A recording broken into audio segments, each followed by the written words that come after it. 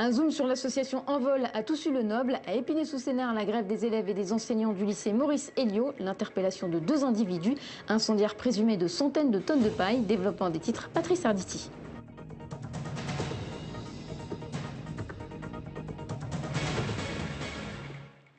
Bonsoir, c'est officiel, la suppléante de Julien Dray va briguer le fauteuil du député essonien dans la 10e circonscription. Fatima Ogbi est loin d'être une inconnue, adjointe à la mairie de Grigny. Elle est depuis plusieurs années de tous les combats électoraux aux côtés de Julien Dray. Et si le bureau national du Parti socialiste estime proposer la candidature à un candidat issu de la diversité, Fatima Ogbi estime de son côté qu'elle n'a jamais joué de sa diversité pour obtenir quelque avantage que ce soit. Face à elle, il y a celui qui est entré en guerre, on peut le dire, contre l'éventuelle nouvelle candidature du député en place. Il s'agit de Malek Bouti. Il va donc également devoir soumettre aux militants du PS sa candidature pour l'investiture tant convoitée. Avant les législatives, il y a les présidentielles. Depuis quelques jours, dans certains lieux, ceux qui cherchent à se distinguer un petit peu évoquent la possibilité qu'au soir du premier tour, 2 candidats arrivés en tête soient François Bayrou et Marine Le Pen. Alors, fiction ou pas, s'il fallait choisir ce cas de figure, pour qui voteraient les Essonniens? Bien entendu, ce n'est qu'un simple petit thermomètre de rue. Je réfléchis d'abord et puis je pense que ce sera plutôt Bayrou. Marine Le Pen a fait un peu peur. Je m'abstiens. François Bayrou, sans aucun doute. C'est quelqu'un d'intelligent, de compétent, je pense, qui n'a pas encore suffisamment occupé la scène politique. Il a des choses à faire et à dire encore. Je voterai blanc. Plutôt Bayrou, centre que l'extrême droite. Je rentre chez moi en Afrique, au Sénégal. Pour le plus démocrate, on va dire. Je m'abstiens. Il est hors de question que je vote Marine Le Pen. Je vote blanc. J'en sais absolument rien, je verrai ça au dernier moment. Je quitte le pays. Comme je suis à la retraite, j'ai pas d'obligation, je peux partir quand je veux. Impossible de me décider, parce que ni l'un ni l'autre ne me plaisent. Par Marine Le Pen. Pas du tout. Je vais à la pêche. Ces guignols-là, j'en ai rien à tirer. Ils peuvent rien nous apporter de toute façon. Ils l'ont prouvé, alors bon. Pas question de retourner en Roumanie, c'est ce qu'expliquent à Viry-Châtillon les membres d'une quinzaine de familles roms, une quinzaine de familles qui ont reçu de la préfecture une obligation de quitter le territoire français. Seules 3 personnes résidant avec les autres dans l'ancienne gendarmerie depuis quelques mois ont accepté la compensation de 300 € pour pouvoir partir. Les personnes qui sont là, je n'ai pas voulu passer jusqu'en Roumanie parce que la Roumanie c'est une grande révolution déjà. Ce n'est pas possible ça pour accepter passer les personnes qui sont là de la Roumanie. J'avais 3 les enfants, j'ai amené leur France, j'ai depuis 15 ans ici, j'ai scolarisé, j'ai légalisé, je les cherche de travail. Je ne voulais pas pour partir parce que j'ai avec des enfants ici à l'école. Je voulais avec quelque chose de bien pour les enfants. Parce que maintenant c'est trop difficile pour la Roumanie. Je ne sais pas qu'est-ce qu'ils vont faire. Nous, j'ai demandé pour la mère. J'ai demandé pour quelqu'un qui s'occupe de nous, pour donner quelque chose pour le travail, pour les enfants, quelque chose de bien.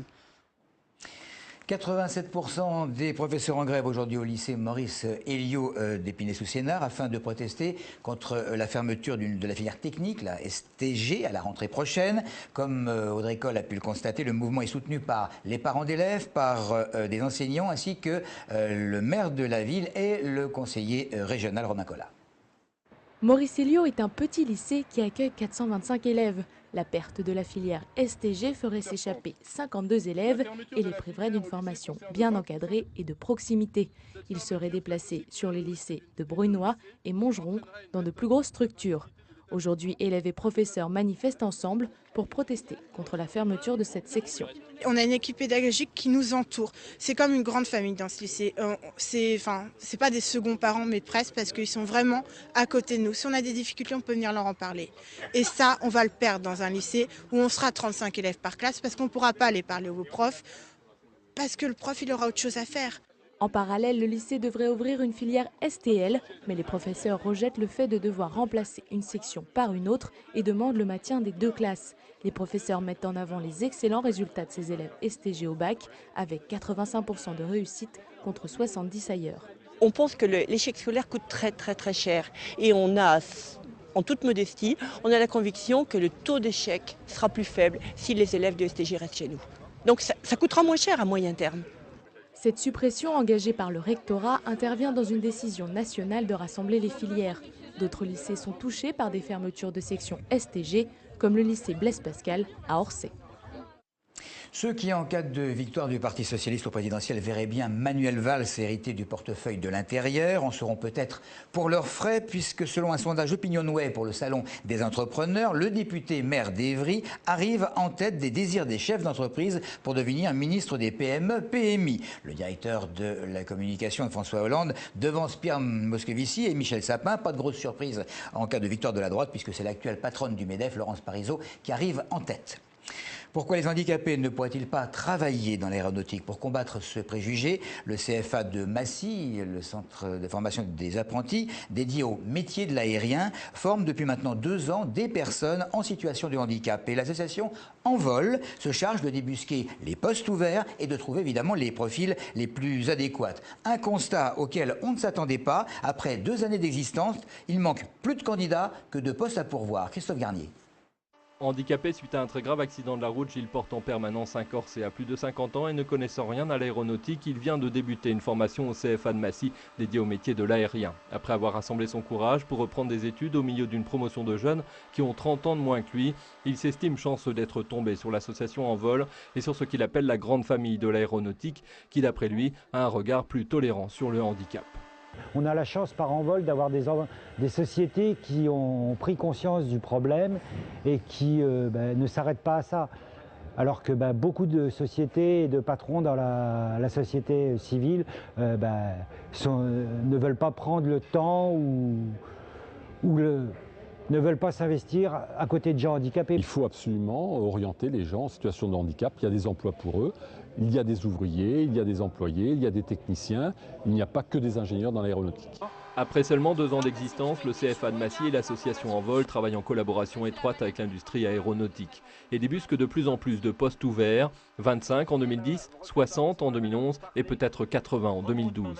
En intégrant des handicapés dans ses promotions, le CFA incite les autres élèves au respect d'autrui et à plus d'humilité. Sont souvent d'ailleurs les meilleurs résultats des groupes parce que ce sont des jeunes ou des adultes qui se donnent énormément de contraintes pour réussir. Aujourd'hui, le CFA de Massy manque de candidats. Une nouvelle campagne de recrutement devrait commencer le mois prochain. Pas de cinéma à Savigny-sur-Orge depuis maintenant 3 ans. À l'origine, l'Excelsior devait fermer quelques mois pour travaux, mais près de 50 problèmes de conformité ont été décelés. Daoud Chamcham, le propriétaire, a signalé des défauts au maître d'œuvre. Ce dernier n'en a pas tenu compte. Il est donc allé en référé devant un juge. Un expert judiciaire a été chargé de vérifier la conformité des travaux et de calculer, si besoin était, le montant des frais de démolition et des préjudices causés. Mais depuis le mois d'avril dernier, aucune nouvelle de l'expert et le propriétaire n'en peut plus. C'est pas excédé, c'est dramatique.